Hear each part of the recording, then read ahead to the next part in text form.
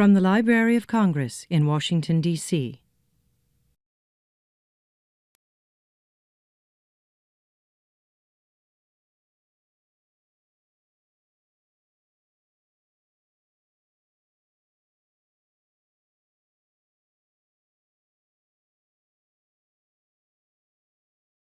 Well, good afternoon, everybody, and welcome to the African Middle East Reading Room and to our division. I'm Mary Jane Deeb, I'm the chief of the division, and I'm delighted to see you all here for what is going to be, I know, is going to be a great program today. So I'm going to say a few things about our division.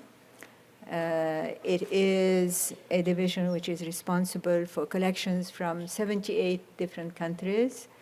We're responsible for collections for the whole continent of Africa, sub-Saharan Africa, North Africa, the Middle East, which includes the Arab world, Turkey, Iran, and also the whole of Central Asia and the Caucasus. Now, and the third section of the division is the Hebraic section, and we collect worldwide for the Hebraic section. So that's quite a responsibility. We are 21 members of this division, and each of us has scholarly publications, have written, have presented at conferences. Many have know several languages. And so the materials that we collect are not simply collected and held for safekeeping. We share them, and we share them with our readers, our patrons, for their research, for their work. We are public servants. So we serve people, we serve those collections, we make them available, and we help people do their research by not only collecting relevant materials, but also indicating to people where those materials are to be found. We feel that this is part of our work. We feel very responsible for these materials, and we want to share them in every possible way. So we have displays and exhibits. We have conferences, we have briefings, we work with other institutions to bring professors and their students. The State Department brings visitors from the various countries for us to brief them. And then it is, in a way, quid pro quo. We ask these wonderful researchers who have used our collections, who are specialists, who are experts, to come and share with us their expertise and their knowledge of the various countries. And this is what those talks are all about. They're about bringing experts, bringing patrons to our reading room to share with us and the way they've done the research, what they have learned, what they have written. And in a way, we all learn, we all become better informed when we come out of these lectures. And certainly today, we have an absolutely wonderful speaker who was with us before. And she is a scholar and also a government official. She's Dr. Heran Sereke-Brhan, originally from Ethiopia. She's here with her mother as well, which is wonderful. So I want to welcome her mother this morning. And we are also happy to have a special events representative with us today. She is here for the first time to see how we organize our programs. And I want to welcome everyone who has taken time off their lunch period to be with us and to hear what we are doing. To introduce the speaker, we have our own Fentahun Tirune, who's here. And some of you may know, and many of you don't know, that he has received the highest order of the Ethiopian crown. And we now have to bow to Fentahun when we see him. He has a big medal. But it is an award that he has received for the work that he has done. He has been exceptional in his devoted attention to the Ethiopian collections. Not only has he brought some wonderful speakers as today's speaker, but he has expanded the collection. He has gone out of his way to bring these materials to the attention of readers and to collect materials. And so we have an exceptional collection. So he's really, we should be giving him a medal for the work he has done. So Fentahun will be introducing the speaker now.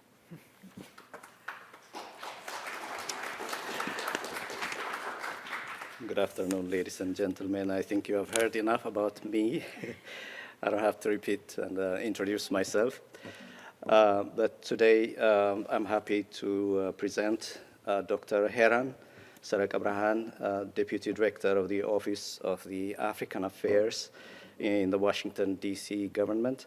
And she's familiar to, I think, many of you because she was here at this forum, and she spoke once before on coffee, culture, and intellectual property. But today she will be speaking on marriage, politics, and social history of power in 19th and 20th century Ethiopia. Before I proceed with the program, I would like to remind you that this event is being videotaped for a future webcasting on the library's webpage. By asking questions and making comments, you are consenting that your voice and images be recorded and later broadcast as part of the event, and the possible reproduction and transmission of your remarks. Now I will introduce Dr. Heran Sereke-Brhan. Dr. Heran Sereke-Brhan has spent over 2 decades studying and conducting research on African histories and cultures. As an academic, she has explored social and political history and the role of women in 19th and 20th century Ethiopia, as well as topics in art history and intellectual property issues for Africa. Heran's passion for the arts resulted in her involvement in notable exhibitions at the University of Florida's Heran Museum and the National Museum of the African Art, Smithsonian Institution. Her contributions to community life include projects and publications in literary and performance arts with commitment to honor a generation of Ethiopian artists and preserve and transmit their works for future generations. In her current role as Deputy Director of the Office of African Affairs, Heran advocates on behalf of the African community within the government structure by addressing a wide range of staffing, funding, and policy issues that affect the availability and quality of services to the African community. Heran holds a PhD and master's in African history with minors in African art history and African American and Caribbean history. Please help me to welcome Dr. Heran Sereke-Brhan.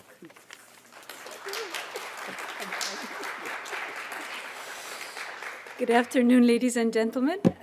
Give me 1 second to get set up. Thank you so much, Ms. Mary Jane Dweeb and Fentahun Toruna, for this repeat invitation and for the warm and gracious kind of welcome that's always extended to me here. And thank you, all of you, for making time in your very busy days to make your way here to be a part of this presentation. I must actually, because I also need to know the actual name title that Fentahun has gotten, Order of the Star of Honor of Ethiopia. I think it translates into Grazmach, so you can now officially call him Grazmach Fentahun, probably. Thank you so much.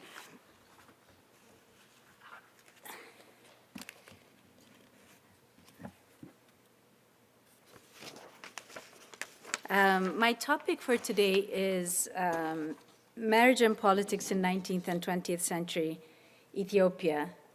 Before I begin, I should say, as mirrors in cars usually say, objects in the mirror appear closer than actually their distance.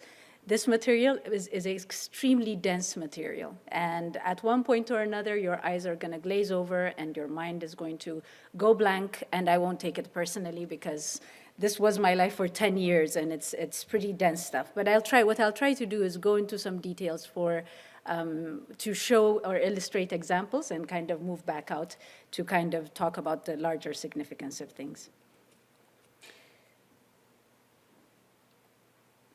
The universality of the topic of marriage as a political and diplomatic instrument, a symbolic show of solidarity and a socially accepted way to cement relations across kingdoms and countries is one that we can attest to here, anywhere really around the world and any time of any time period. You may remember, those of you who have followed Pan-African history, for example, the marriage of Ghana's Kwame Nkrumah to a woman named Helena Ritz Fatia. The woman was a close relative of President Gamal Abdel Nasser of Egypt, and they got married in 1958. And at the time, Ghanaian kente cloth weavers commemorated the occasion by designing patterns such as Fatia, Fata, Nkrumah, which means it is befitting to have Fatia as Nkrumah's wife, and Obakofo Muman, one person does not rule a nation. They had 3 children together, and up until recently, they maintained residence in Ghana. We may also think about Jomo Kenyatta's marriages. The third and fourth marriages were to daughters of influential chiefs, which helped him gain legitimacy for leadership among the Kikuyu. In Europe, of course, European history is replete with these examples between the 11th and 20th century. European royalty from France, Britain, Spain, Prussia, Denmark, Russia, and Germany intermarried very, very extensively. And there are also examples in the colonial setting here, for example, that Spanish conquistadors married Amerindian women in the 16th century. French commercial entrepreneurs in Senegal, for example, made a point of marrying powerful trade women known as signares to gain acceptance and access to commercial networks. In the Ethiopian case, my study is limited to the northern part of the country because my sense of it was I wanted to study marriage, but in connection to politics, not just marriage as it was happening, but in connection to political history. But it's fair to say that a similar study could be designed for south and west of the country, in the area of Wolaita and Naria and Kafa, where migration and marriage relations was a very important element in consolidation from the 17th through the 19th century. By way of background and introduction, a lot of my presentation today draws from research I did for my dissertation study. The dissertation was titled Building Bridges, Drying Bad Blood, Elite Marriages, Politics, and Ethnicity in 19th and 20th Century Ethiopia. So it came about because at a very visceral level, I grew up, as most Ethiopians, grew up understanding that Ethiopia was an interconnected space. We were intermarried. It was all, one big happy family. And as I got older and read more and listened more, I grew anxious, I think, at some subconscious level about the polarized way in which discussions were happening around state building and identity, both in conventional scholarship and in public discourse, and of course lately in social media. My advisor was Harold Marcus at Michigan State, and he was very worried that I was going to write what he called a begat dissertation, in the style of the Old Testament. So-and-so begat so-and-so, so-and-so begat so-and-so. And tempting as though that was, which means I could have had an Old Testament under my belt, but as it was, the research took shape, and it crystallized around 3 interwoven threads or themes: ethnicity, identity on the one hand, movement of political power and state building, and then gender and women. I drew the theoretical frame and methodology from readings on ethnicity, theoretical readings, gender, and state building. I relied a lot on the work of the anthropologist couple, John and Jean Kamaroff, who defined ethnicity as a set of contextual relations and therefore a more kind of fluid and complex product of human agency. To examine gender and the place of women. And this was extremely difficult in the case of Ethiopia because they don't show up in written records much. So I had to read widely to come to the questions even. And I considered writings by scholars who had explored the subject of state building through kinship or marriage relations in places like the Kingdom of Dahomey in West and West Central Africa and the 19th century Zulu and Buganda states.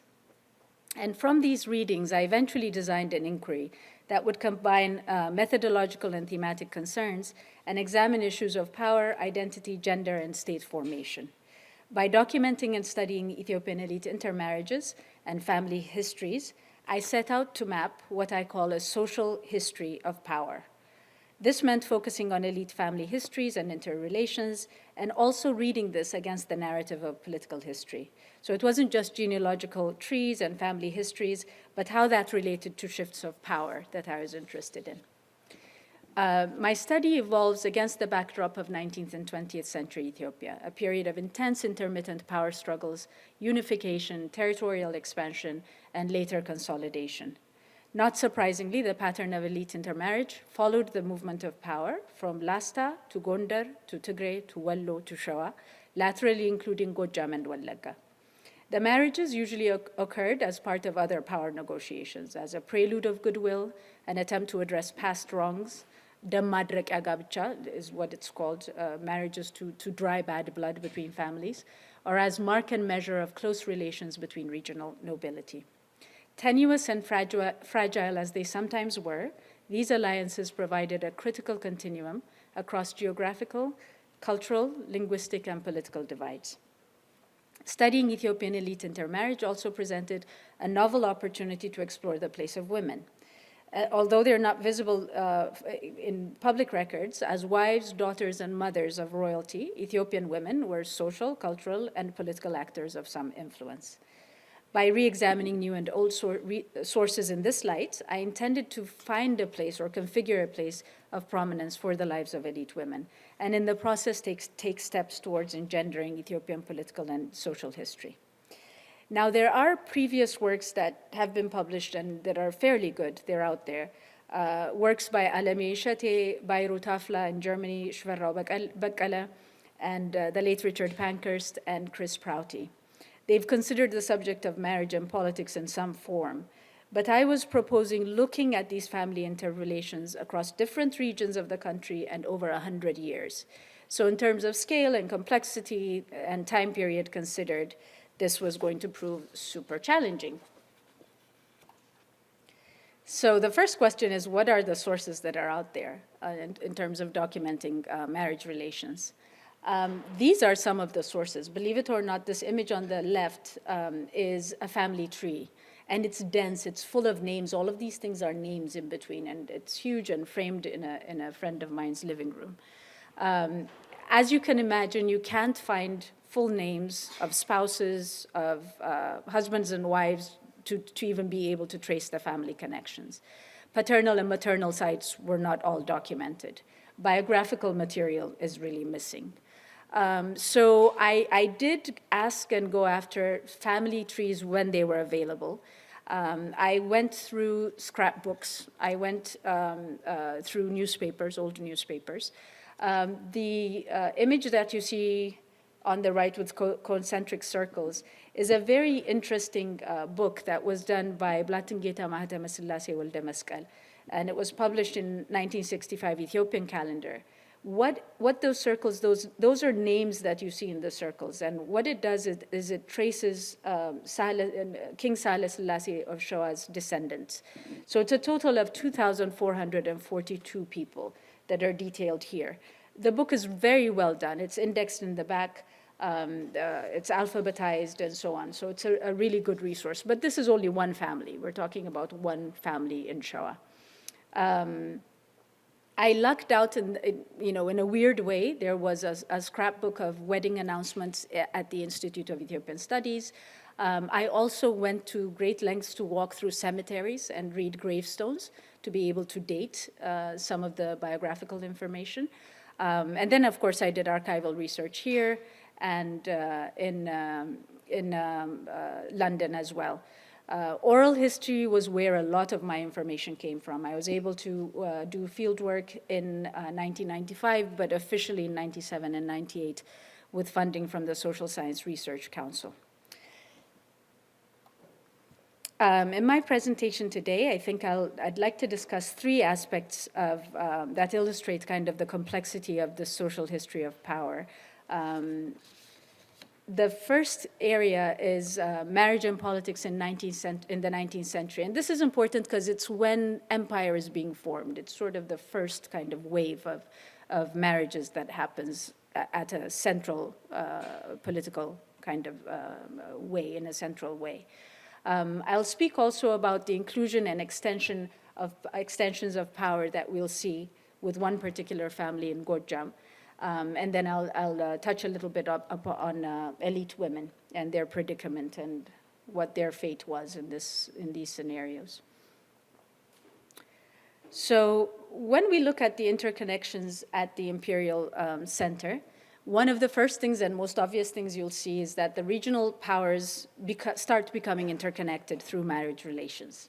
Another thing that you'll notice when you read it against the political history is that the shifts in marriage patterns closely mirror shifts in power. Marriages were not foolproof. Sometimes they worked, sometimes they didn't. And that left mostly women, not always, but mostly elite women in certain predicaments. As the Ethiopian state moved towards centralization in the latter half of the 19th century, the struggle for ascendancy dominated the political stage, vacated by the suicide death of Emperor Theodros in 1868. In the decades that followed, internal relations were characterized by shifting allegiances and opportune alliances. When Wakshum Gobeze of Lasta crowned himself Emperor Takle Giorgis in 1868, he was faced with the same difficulties of regional unrest and religious disagreements as Theodros. Three contenders to the throne emerged. Pictured here, Adal Tasamma, later Nugus Takla Haymanot, from the central region of Gojam, in the middle. Kasa Mircha, later Emperor Yohannes IV from Tamben, in the north, pictured on the right. And Minilik Haile Malakot, who was expanding north into Wallo from his base in Shawa, pictured on the left. Power changed hands 3 times, from the short-lived reign of Emperor Takle Giorgis to Yohannes, then Minilik. Between 1868 and 1889, even while political maneuverings and conflict continued among these and other figures, less visible but equally strategic negotiations took place in the form of marriage arrangements among the families. We'll see this charted out in the next slide. Sometimes it's easier to see it visually. But families of all 3 contenders were intermarried with Emperor Takle Giorgis's family. Even before he became emperor, Takle Giorgis made use of marriage alliances to garner support, first with Gojam and then with surrounding regions. In 1868, Minilik's cousin, Wezero Tisimme Darge, married Wagshum Hailu, a relative of Gobeze's, and this provided a diplomatic front between Shawa and Lasta, and their descendants continued to occupy important positions into the 20th century in the families of Ras Kasa. So to give you a visual idea of how this plays out, we see here the 3 sort of regional powers and Emperor Takle Giorgis's family. Takle Giorgis appointed Adal Ras in 1869, bestowing him with the governorship of Gojam, Damot, and Agao Midir. He also gave him his sister, Wezero Laqach Gabramatin, in marriage. While Takle Giorgis's gamble with Adal, that worked out, appeared to be successful, he was soon faced with a more serious threat from Kasa. Takle Giorgis's marriage to Kasa's only sister, Dinkanesh, did not deter Kasa's rebellion. After winning a decisive battle in 1871, Kasa was crowned Emperor Yohannes IV the following year, and we'll say a bit more about this particular, what happened in this situation for Wezero Dinkanesh. These early marriage arrangements tied together Lasta, Gojam, and briefly Tigray, soon shifted directions in accordance to changing politics. The final days of Lastan revival ended as Takle Giorgis was displaced, and Tigray, Shawa, and Gojam assumed center stage in the person of Yohannes, Minilik, and Adal. And here's where the politics is important. Yohannes's authority was immediately challenged by some chieftains, leaving him initially vulnerable. Ras Adal eventually submitted to Yohannes and was reinstated as ruler of Gojam and Damot. He continued to be a loyal vassal, until the power dynamics shifted again with the reckoning presence of Minilik of Shoa, whose success in Wallo signaled a potentially powerful rival to the throne. Emperor Yohannes was preoccupied with the impending Egyptian menace, and Minilik continued to advance from Warrailu, the garrison base that he had founded in Wallo, through Bagimdir en route to Gondar. The clergy intervened to divert a confrontation between Yohannes and Minilik. In 1878, Minilik, carrying the traditional stone of penitence, asked for forgiveness and swore his allegiance to Emperor Yohannes. Emperor Yohannes's effort to maintain a balance of military and political power between Minilik and Adal interfered with Minilik's thinly veiled imperial design. The emperor increasingly favored Adal, possibly drawing him into the family with the marriage of Yohannes's nephew to Adal's daughter in November 1879. Adal was appointed Nugus, Takla Haymanot of Godja and Kafa in January 1880, bringing his status to par with Minilik. Minilik continued to challenge Takla Haymanot's authority and territorial holdings, defeating him at the Battle of Mbabo in May 1882. Angered by the unrest caused by these rivalries, Yohannes summoned Minilik and Takla Haymanot to Boromeda to chide them for their actions and redefine their spheres of influence. He redistributed their landholdings, taking Agomeder from Gojam and Wallo from Shoa. Minilik was instructed to give up all the arms he had secured from the battle to Ras Alula, the trusted general of the emperor. Yohannes pardoned Takla Haymanot and returned all his confiscated arms. Both in military and political terms, this agreement dealt a severe blow to Minilik. The administration of Wallo was divided into two and given to Muhammad Ali, later Nugus Mikhail, and to the emperor's young son, Ras Araya Selassie. Now, this is critical to pay attention to. At this critical juncture, Yohannes proposed the marriage of this same son, Ras Araya Selassie, to Minilik's daughter. Accounts agree that the proposal may have been initiated by Emperor Yohannes with several factors in mind. Such a marriage would soften the slight of Boromeda decisions on Minilik's pride, indicating his respectability as a partner in power. Succession may also have been an issue. Minilik did not have a male heir, and Yohannes may have wanted Minilik to acknowledge his son Ras Araya Selassie as heir. Minilik's official chronicler, Tsahafi Tizaz Gabre Selassie, writes that Yohannes was displeased with Minilik's actions in Wallo, implying that such a connection would have kept the Shoan king in close proximity. So to keep an eye on Minilik may have been another speculation. Each speculation holds some truth and point to Minilik's growing importance as the impending successor to imperial authority and the underlying significance of the dynastic alliance. So this marriage takes place. Historians hint that the young age of Zewditu and Araya Selassie, around 6 and 13 years old, respectively, and the death of Araya Selassie 5 years later, made their marriage an event of symbolic union rather than a practical one. Ras Araya Selassie is the one sitting next to his father, to the right of his father. Despite his youth, Ras Araya Selassie had been entrusted with the command of Wallo, with Mikhail as deputy in 1883. He was later transferred to Bagimdir and Dambea in 1886, and he remained an administrator, even at that young age, there for 2 years. So Tsahafi Tizaz Gabre Selassie tells us that when Minilik heard about this proposal, he responded with some appreciation and appropriate modesty. So he said to Yohannes, "It's only that the girl is too young for marriage, or this would not have displeased me." Yohannes was not deterred, reminding Minilik that the children of kings had urgent destinies that called for their participation, even from the time that they were babies, held in leather slings and carriers. The wedding would proceed, so Minilik returned to Warrailu to prepare for Zewditu's ceremony. Gabre Selassie now gives us a very kind of juicy, imaginative account of what followed. The heavens had conspired to bless the union by sending a streaking star in the sky. A large canvassed area was leveled and carpeted with a section curtained off for the throne. Attendants were trained to wait on guests. Adorned in gifts of beautifully fashioned and embroidered clothes, the royal entourage completed the stage set for the ceremony to take place. And the ceremony took place on 13th February 1883.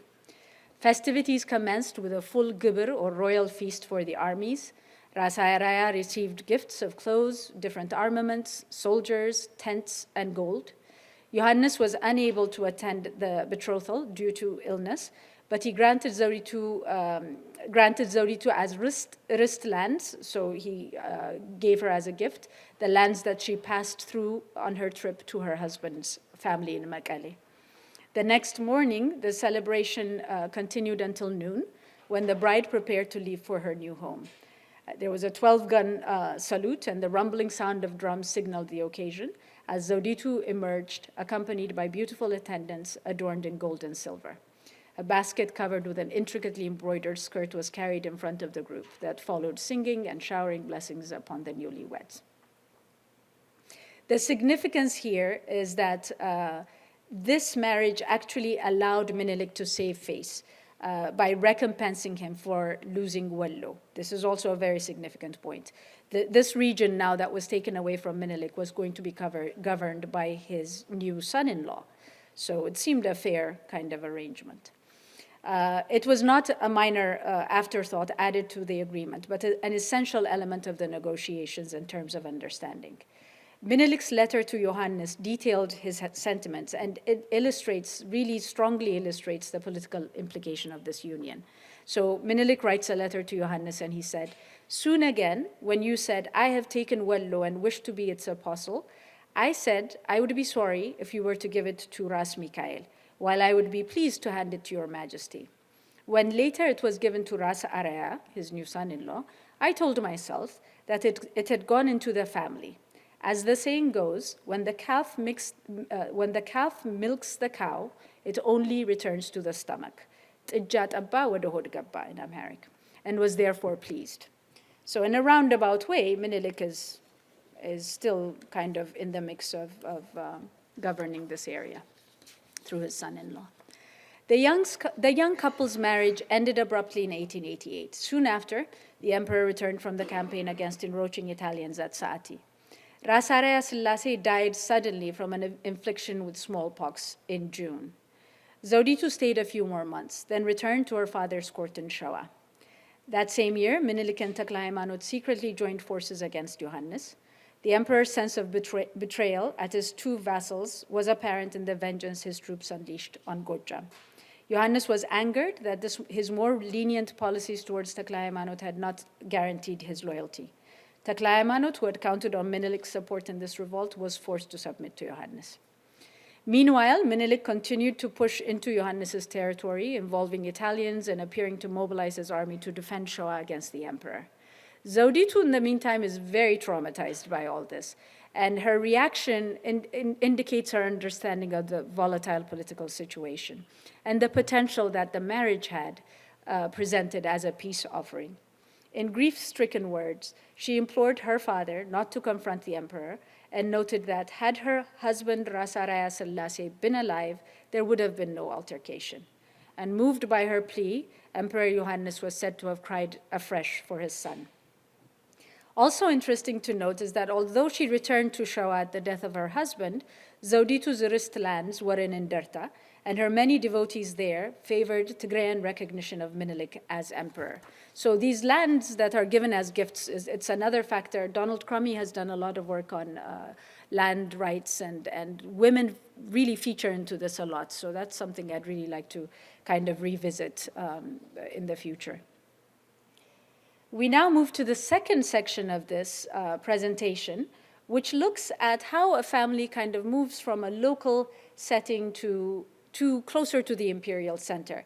And I have here the example of Ras Bitwaddid Mangasha Atikam. And we'll see with this example both how the supposedly local family or non-royal family moves to the center, but also how marriage was used to heighten the prominence of one family and play down the prominence of hereditary claims. Also, we will see with this family, it's very interesting how continuity happens with these marriages. And though this is a story that happens in the 19th century, the beginning of it, it rolls over to the 1970s. The death of Gojam Nugus Takla Haymanot in 1902 marked the end of the reign of one of the last hereditary provincial kings of Ethiopia. Minilik divided the kingdom of Gojam into 3 administrative units, effectively consolidating control. 3 men were appointed to govern: Dejach Siyum, later Ras Hailu, over Gojam; Ras Mangasha Atikam, whose picture you see here, over Damot; and Dejach Demise over Agaw Midr. Though permanently weakened as a regional power, Gojam's importance at the center is indicated by the marriage pattern of elite family histories, Ras Mangasha Atikam's in particular. Ras Mangasha grew in prominence during Minilik's reign. His descendants entered elite circles largely through intermarriage and without direct or prior claims of blood links to the traditional ruling house of Gojam, that of Nugus Takla Haymanot, except by marriage. Ras Mangasha himself was linked to 3 different women in his lifetime, and these are serial marriages. They don't marry them all at the same time. That's important to say, actually. And 2 were of Shawan background, 2 of his wives, and 1 was from Wallo. His first marriage was to Wezaro Tananye Walette Rufail, a descendant of to the Shawan king Sahle Selassie, and his second was to Wezaro Sifrash Bizu. The third marriage was to Wezaro Dabritu Ali from Wallo. And while these first marriages are not particularly noticeable for political intent, the children and the descendants are the ones that kind of widen the prominence and the sort of the status of the family. And though it's difficult to find exact dates, a clear marriage of pattern marriage relations emerges from this particular family to show Ras Mangasha's growing political prominence. The early marriage, so the first round, he kind of marries within Gojam. The early marriages of his granddaughter, Askala Mariam Mangasha, was to that of the traditional ruling house of Gojam. She ends up marrying Dejazmach Siyum, later Ras Hailu Takla Haymanot. By the next generation, the marriage relations had moved to Wallo and Shawa. Askala Mariam Mangasha and Ras Hailu Takla Haymanot gave birth to Sabla Wangel. Sabla Wangel Hailu went on to marry Minilik's grandson and heir, Liji Yasu. This meant that by the second generation, Ras Bitwaddid Mangasha's family had married into the Imperial center, with family networks extending to both Wallo and Shawan royal families. On the other hand, Ras Mangasha Atikam's son, Ras Kabbada, was married to Emperor Taitu's niece, Mintuwab Wale, thus bringing into the story the Semain fold. Ras Kabbada's second marriage was to Emperor Minilik's grandniece, Wezaro, or later Liltazad Asfau. Ras Mangasha's 2 daughters from his second union with Wezaro Sifrash Bizu Yifru extended the networks further. One daughter, Wezaro Lakach Mangasha, married Gabra Rufail, the son of Ras Gobana, her father's colleague in Minilik's court and the emperor's trusted general. Their daughter, Wezaro Tsege Mariam, later Lil Tsege Mariam, was the wife of Ras Imru, the progressive intellectual, close confidant, and cousin of Emperor Haile Selassie. Another daughter, and I did see a photograph of her. She was young and shy-looking. Wezaro Wasanilish Mangasha married General Abba Badamto and had 3 daughters, one of whom married the crown prince, Asfawasan Haile Selassie, Lil Madfariashwak. Are you glazed over or not yet? This is going to get thicker. Wezaro Zauditu, the daughter from Ras Mangasha's third marriage to Wezaro Dabritu Ali, was the first wife of Ras Bitwaddid Makonnen Ndalkacho, prime minister from 1943 to 57 and a highly regarded courtier of Emperor Haile Selassie's court. These marriages expanded to create links between Gojam, Semain, Wallo, and Shawa, demonstrating that lateral connections were equally important in preserving social and political standing, and that marriage networks expanded in relation to political prominence. So the significance is that 2 descendants from Ras Mangasha's family married designated heirs to the throne. Sabla Hailu's marriage to Liji Yasu, and you see pictured here Lil Tamad Fariashwark, who was married to Crown Prince Asfawasan. If Ras Mangasha was once Minilik's beloved general and alternative choice to gaining control in Gojam, by the third generation, his son-in-law's brother, Ababa Damto's brother, Desta Damto, had married Emperor Haile Selassie's daughter, Lilt Tarangwark, and Ras Mangasha's granddaughter, Lilt Madfariashwark, was positioned at the side of Crown Prince Asfawasan, the last heir of the Ethiopian monarchy.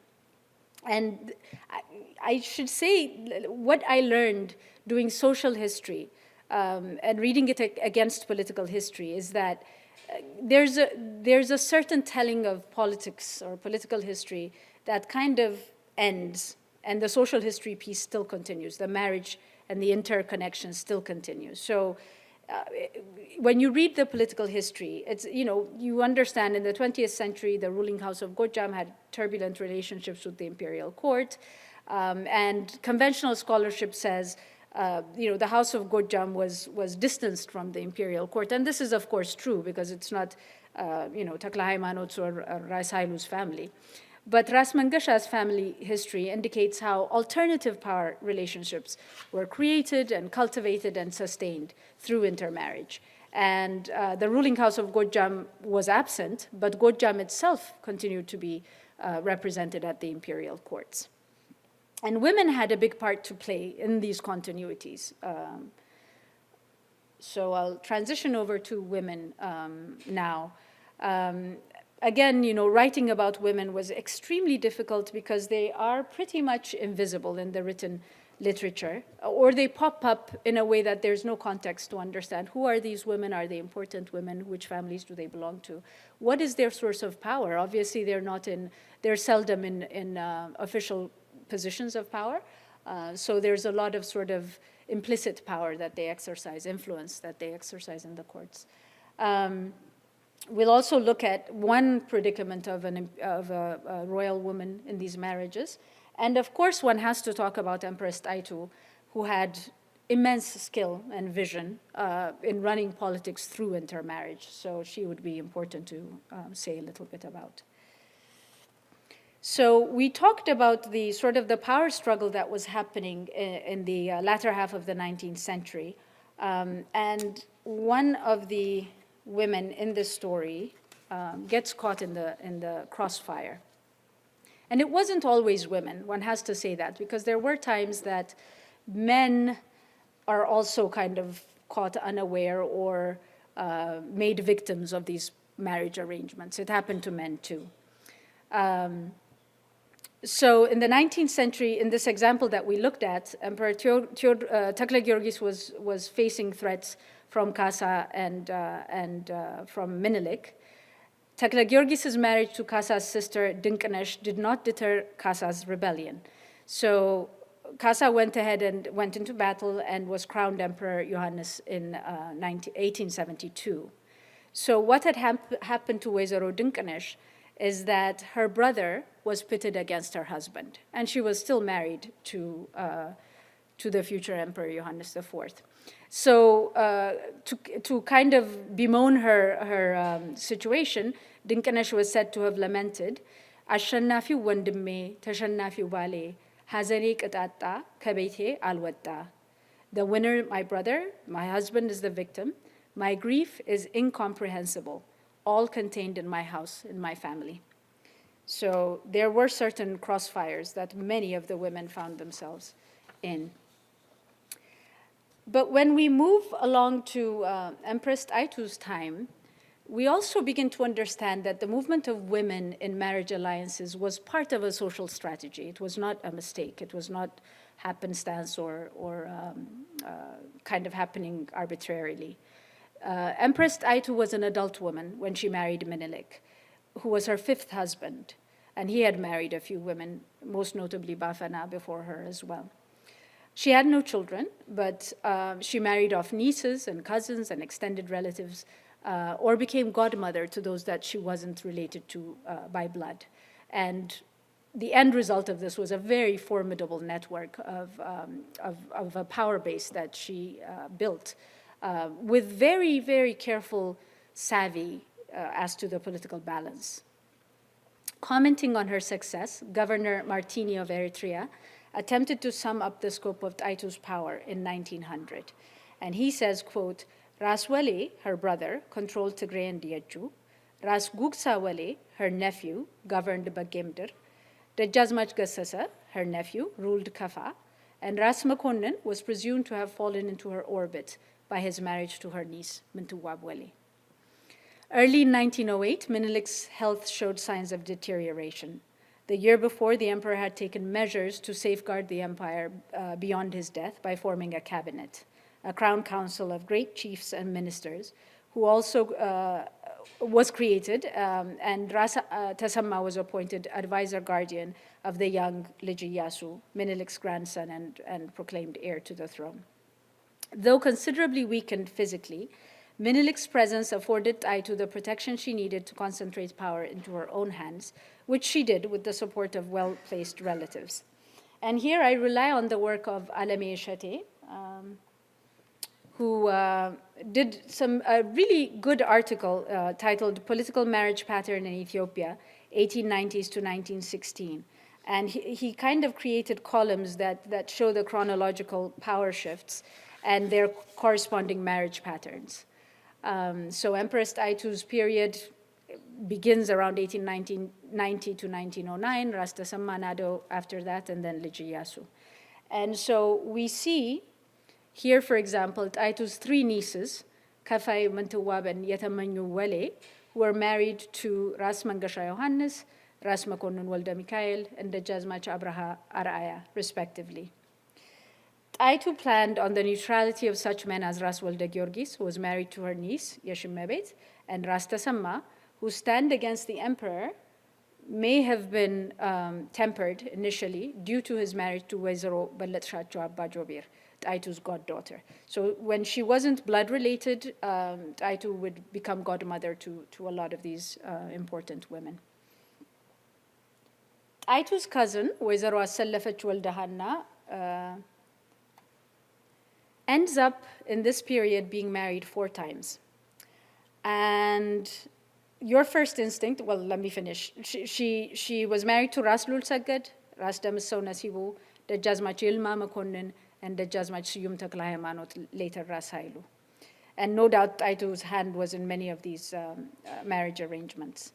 So my first instinct when I saw this was, this woman is getting married 4 times in a period of a very short time. So what's going on? Is she just being thrown about in the system, or is she doing this willingly, or what is it, So your first instinct is to think they're pawns. They are pawns in this political game, and they don't have, they don't have any say. But as I did my oral history and interviews and talked to the women more, I began to realize that if not the woman that's actually getting married, then a woman in the family, up higher, an older woman, exactly knew what the political situation was, why the families were being intermarried. Women were in the know and actually part of the negotiation. And in this case also, it also in a way, in a strange way, also points to the value of the women, their birthright and their family connections. They were in demand pretty much. And so this woman got married 4 times in a very short period. Taitu stirred strong opposition, particularly among Menelik's Shawan officials and followers, whose privileged positions were threatened. Taitu hoped to have Zoditu, Menelik's daughter, instead of Liji Yasu, ascend the throne. Here's Liji Yasu with his father, Nugus Mikael. But she prepared for both possibilities. Liji Yasu, whom you see seated on the ground, the emperor's grandson and desired heir, was the son of Menelik's daughter, Shoaragga, and Nugus Mikael, Menelik's early rival turned ally in Wallo. Menelik's chronicler records that upon the occasion of Ras Mikael, he was still Ras at the time, proposal around 1884 Ethiopian calendar, the emperor was said to have commented that Mikael was like a son to him, and he could not marry his 2 children to each other. Taitu's response to this is very interesting. She says Menelik's metaphoric ancestors in Israel would intermarry cousins, and that this marriage would only be a case of adding water to increase and whiten the milk. And so that decided the matter. In 1908, Taitu oversaw another important marriage alliance between Lij Iyasu and Wezero Aster Roman Warq Mangasha that was designed to solve several problems. The bride's ancestry as granddaughter of Emperor Yohannes and the daughter of Taitu's niece Kafai Wale and Ras Mangasha served as a good pretext to secure Tigrayan presence at the imperial court.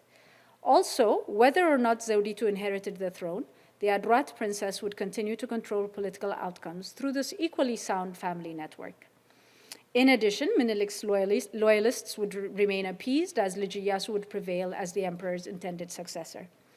Both Iyasu and Aster were under 10 years old, and it's also important to note that these marriages were not made conjugal. They didn't have, they weren't married in the sense that they were adult people and were having sexual relations or anything like this. It was almost a betrothal and an agreement at this young age that they would, when they reach adulthood, be married to each other. Iyasu and Aster were under 10 years old, but the political and symbolic implication of their union far surpassed its practicality. The second possibility offered Empress Taitu equally sound channels of political control. Menelik's daughter Zewditu, the widowed bride of Tigray's, you remember her from before, Araya Selassie Yohannes, was at this time married to Taitu's nephew, Ras Gugsa Wale. He would act as regent of the throne and administrator of the government, the way she calculated it, and Empress Taitu would have full access to power. As we know, history had another ending planned for Empress Taitu. She was eventually removed from government in 1910 and exiled from the palace after Emperor Menelik's death in 1913 until her own death 5 years later in Toto in 1918. So, the big takeaway for me here was that women were actually conscious actors in this political chess game. The unions were sometimes fragile, sometimes they completely did not work. The women soldiered on most of the time. Sometimes they left their husbands. Actually, in the oral history research and the interviews, it's very interesting to see how women are extremely liberated. They, I'm the one kind of gawking in the background. You married who? And you left who? And how? And I'm the one who's completely indignant. And they're like, yeah, I didn't like him. I moved on, and the kids, I left the kids. And they're very sort of liberal and I felt myself to be actually a lot more, worried than they were. But in conclusion, I'd say that the continuity of these family histories, to me, points a very essential link between their presence, their collective presence, and the crafting of empire. And in addition to pointing to a more sort of diplomatic and peaceful mechanism of the expanding Ethiopian state, one could raise new questions on identity, women, and power. And so the social history of families in proximity to power was sort of the frame, the girdle on which the entire state apparatus hung. So I'll stop there and see if you might have questions or thoughts. There might be folks here that are actually family members of the people I mentioned, so I'll stop there and wait to hear from you guys. Thank you very much for listening to me.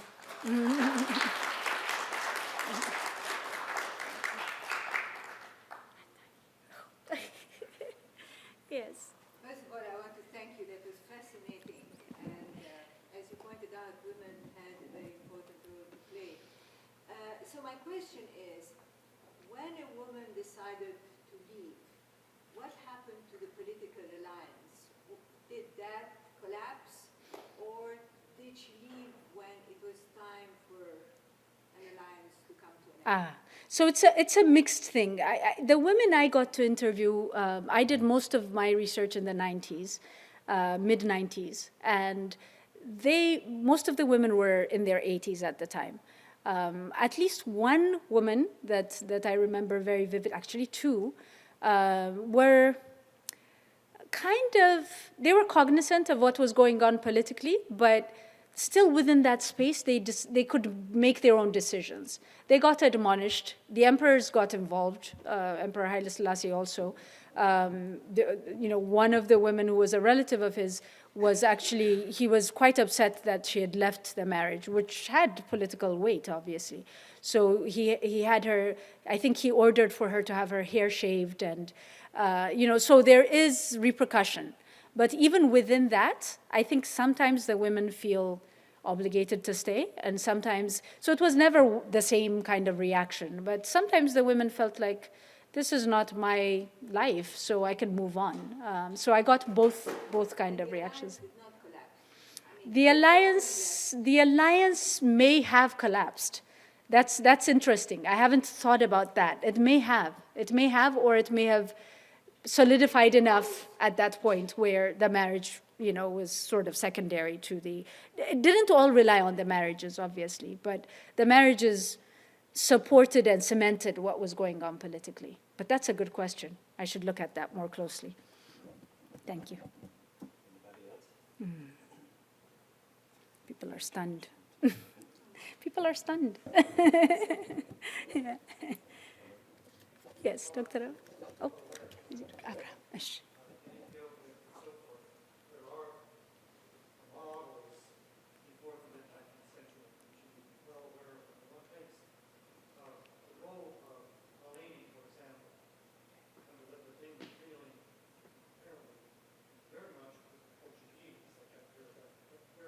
Mm.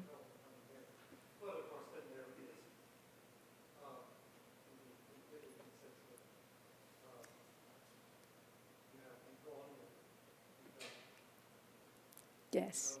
Yes, Muntuwab, of course. Yes.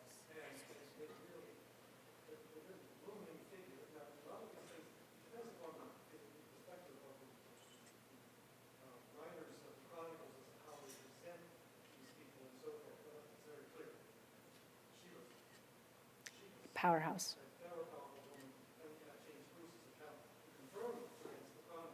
Yes.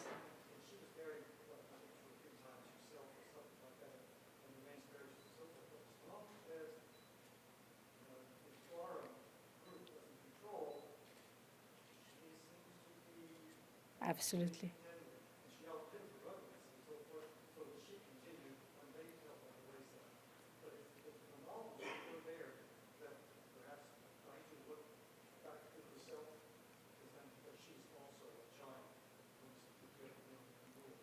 That's actually, yes. I would think that the models existed before the Imperial, the building of the Imperial Center, or the expansion of the Imperial Center. Absolutely true. Muntuwab is another of the women, and even Minilik's first wife, Bafana.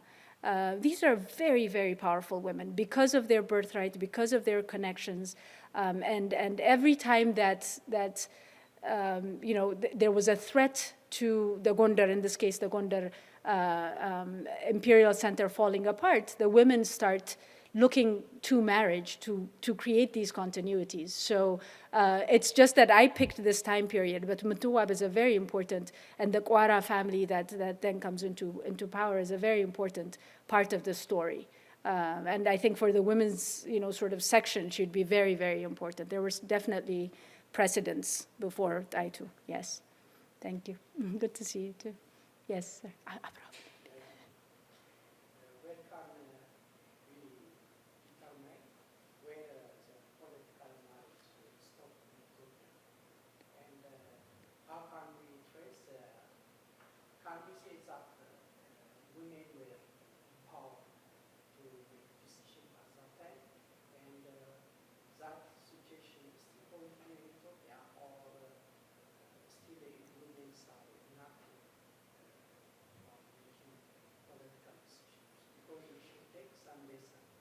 Mm.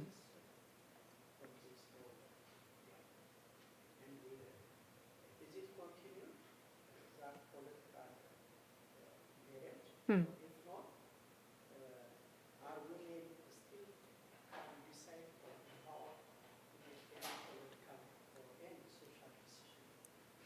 Okay, so are women still empowered, and do the political marriages still continue? My sense of it is, towards the 1960s, 70s, the process was complete. This process of intermarrying regional areas to the political center. So by the Emperor Haile Selassie's granddaughters pretty much have the flexibility to marry whomever, you know. So I think that's because the process of bringing together the country through these intermarriages was in its own way complete. That's my sense of it. Women, so, you know, when we talk about women in political, it's very hard still even now, after I've read all of this and tried to think about it, to claim that women were political actors. Here and there they were, officially, publicly, like Empress Taitu and Mentuwab and others. But it's very hard. So I think what we need to do is reverse the question and look at different ways we can see power being exercised. So it's not, are they in official capacities? Because they're seldom in official capacities. But they were very important, influential in the courts. The emperors, I mean, even in our recent history, for example, Lilte Shashwark was very, very, you know, kind of important in Emperor Haile Selassie's court. It's not something you can say she has this office and she's exercising this, you know, but decisions, you know, I see, for example, now I'm reading Paulos Nyonyo's letters, Menelik's letters, like a big, big book of 600 pages, and you notice who are the women that report into Menelik. I've gone from this place to this place. I've arrived in this place.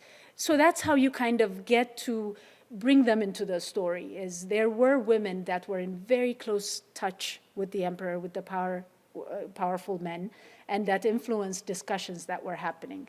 So it's a very kind of tenuous thread, but one has to follow that to bring them into relief, I think. I'd like to take you back a little bit to Mentuwab's time. Mm-hmm. She did have three beautiful daughters, I understand. She had been married to three most powerful members of the nobility. Mm. But apparently that did not protect the longevity of her dynasty. Mm-hmm. The classic example is her daughter married to Heran Sereke-Brhan, Mm-hmm. who dethroned her grandson. Mm-hmm. Similar stories, I believe, can be found in the marriage between Pejatruve Emperor and Turgos, Pejatruve Emperor Sani. Mm. So these marriages did not always work, did they? They did not. They did not. They did not. And sometimes they fell in a very profound way. They did. Absolutely. Yeah. Now, let's take you out of probably your focus here. I'm wondering if this sort of marriage manifested itself outside the political elites. I'm thinking of the commercial class, for instance, and the peasantry. Mm-hmm. And if so, in what fashion it manifests itself? Secondly, again, outside of your was this phenomenon, manifested in a very profound way in ethnic groups other than the Tigray and the Amharics? So I'll take the last question first. It manifested very much among all, Wallo, Gojam, Wallaga, a lot of different kinds of ethnic groups. The challenge, I think, for me, and I'm hoping to publish this, it's been many years I've been thinking about this, but it feels like now is the right time to do it.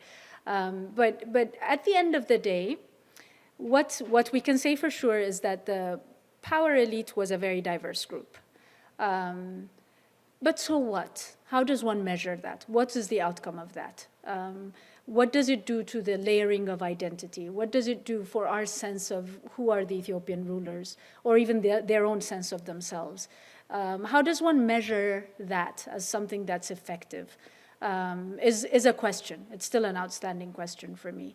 And then to backtrack, the marriages, definitely there were some that did not work. And I think Mentuwab's daughter's marriage to Mikhail Sahul was very much sort of the last act of trying to create continuity. That just didn't work. So there are times when it fails, and it fails miserably. And I suspect if we were to push the story even into the current kind of contemporary Ethiopian history, that there are stories of intermarriages of these people around power, families around power. I think that still happens as an exercise. Possibly elsewhere too. I mean, I don't think this is just for Ethiopia. But the challenge is definitely the ethnic groups intermarried. But I know when I questioned in the interviews, when I said something like, for example, I would talk to Wallaga, Wezaro Yeshimabet Guma or somebody, and I'd say, so, did you think about Ras Masfin's roots? Did you think about his ethnic?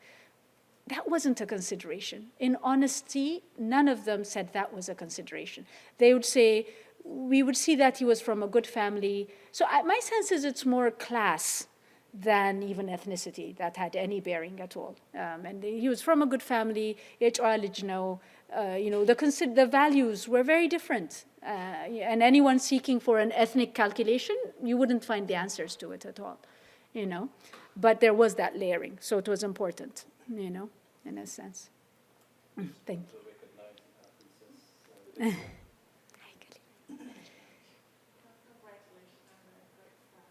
Oh, thank you. Oh, next life. I do have my own opinion. I read this book on 12th century Venetian women, Rome, and the women who are in low birth, who could not marry on a higher level, they were also utilized, passing information, and they were educated. And in Ethiopia, I don't see that. I really think that this fantastic, smart wives who were actually married because of their status, they haven't been utilized. And the only women that I think made a lot of difference is Aitu, is because of the status that has been given to her. But overall, you mentioned that they were doing a lot of maneuvering. But I didn't think it was really enough because they haven't been given that opportunity. I really think that part, that if you do some kind of research, what actually they contributed that hasn't been documented. So that's what I wanted to comment. It's so hard, Galilei. It's so hard to find documents or anything written, really. But you do, at least I can remember, for example, one example, Wezaro Kafai Wele was married to Ras Mangasha, who was very, very active in pleading for her husband's case when her husband was imprisoned. She basically convinced the emperor in the end to let him go. So I think the documentation is hard to find, but I think they were very involved. Nothing happened that they were, it was really interesting. Even interviewing the women was harder than interviewing the men because they have a really strong sense of history and politics and the past. But if there's a man in the room, they'll defer to the man. They won't agree to being interviewed. They'll step away. If you push past that, and if you get their in official positions and so on, they have the knowledge, they have the tact, they have the configuration and the balance. They know all about this. But it's really hard to even in that, in the 1990s to get women to talk about it, So that's the challenge. I know they were utilized in this way. They definitely were. But how do you get to talk about it and research it? It's a big challenge. Yeah. Should I stop? We've gone much beyond. Thank you so much. Thank you, everybody, for coming. This has been a presentation of the Library of Congress. Visit us at loc.gov.